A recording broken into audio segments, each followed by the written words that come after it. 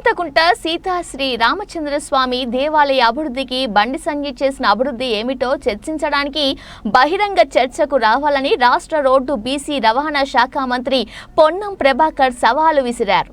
హుజూరాబాద్ నియోజకవర్గంలోని ఓ private function హాల్లో Karimnagar parliament విస్తృత స్థాయి కాంగ్రెస్ కార్యకర్తల సమావేశం జరిగింది.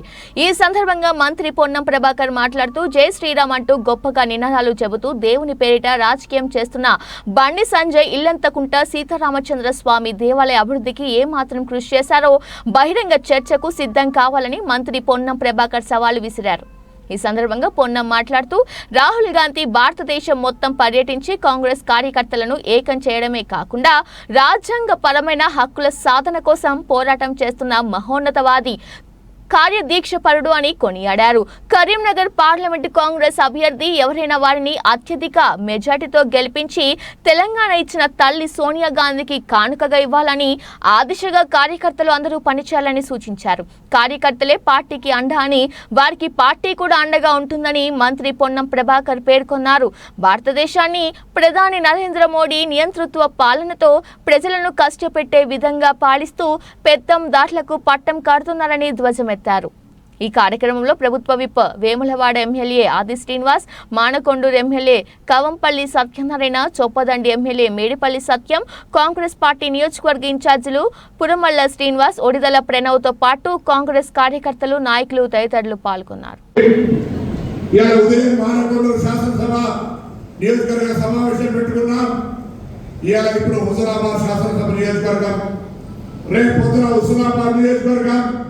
మధ్యాహ్నం సిరిసిల్ల 20 వేములవాడ, మధ్యాహ్నం చొప్పదండి నియోజకవర్గం, 21 నాడు కరీంనగర్ శాసనసభ నియోజకవర్గం.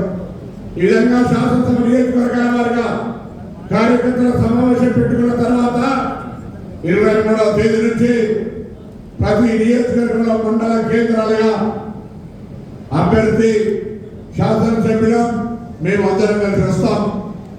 ఆ రోజు మీ అందరూ దయచేసి మండల సమావేశం అయ్యేనాటికి మీరు మీ బూతులల్లా మీ ఊర్లలో ఒకసారి తిరిగినండి. ఎందుకంటే ఈరోజు ఒక్కసారి మీకు మీరు గుండె మీద చేసుకొని ఆలోచన చేసుకోండి.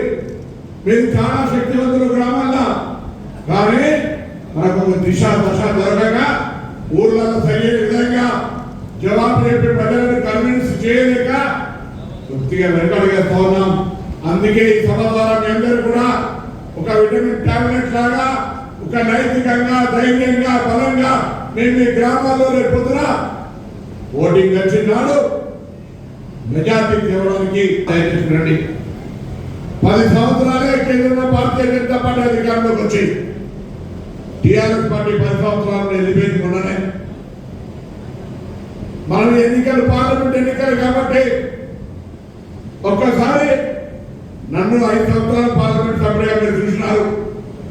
నా తర్వాత వినోద్ రావు గారిని కూడా 5 సంవత్సరాలు పార్లమెంట్ సభ్యులుగా చూసినారు. నాకంటే ముందు ఒక హుజూరాబాద్ తప్ప జగ్గుకుంట, కమలాపూర్, వీరవాకోలు వినోద్ రావు అంతకుముందు 5 ఏళ్ళు చూసారు. ఇప్పుడు బండి సంజయ్ గారిని ఎంపీగా చూస్తూ ఉన్నారు. ఒక్కసారి ఊర్లో వేయినప్పుడు అది ఏ ఊరు తీసుకున్నా మంచిది, ఆ ఊర్లో అడగండి. వినోద్ రావు గారు పార్లమెంట్ సభ్యులుగా ఈ గ్రామంలో, ఈ మండలంలో, ఈ నియోజకవర్గంలో, ఈ జిల్లాలో, ఈ తెలంగాణలో భారతీయ జనతా పార్టీ చేసిన పని ఏమైనా ఉందా అని ఒక మాట దయచేసి ఊర్లలో చర్చ చేయండి. ఉన్నాయా ఏమన్నా? ఎప్పుడైనా వచ్చిందా బండి సంజయ్ ఎంపీ?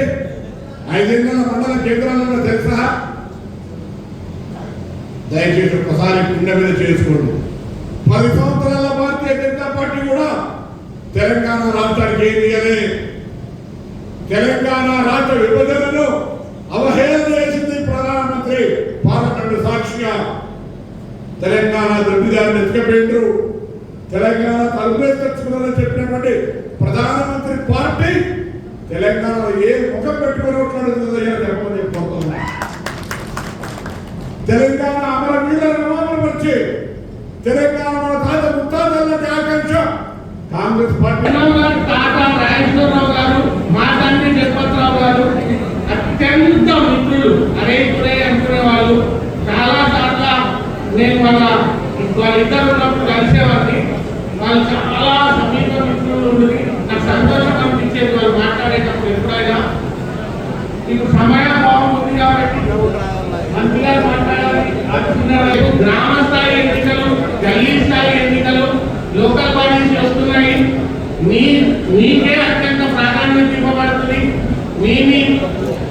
గ్రామాలలో తెచ్చిన మెజారిటీతో మీ కాన్ఫిడెన్స్ బాగా బిల్డప్ అవుతుంది.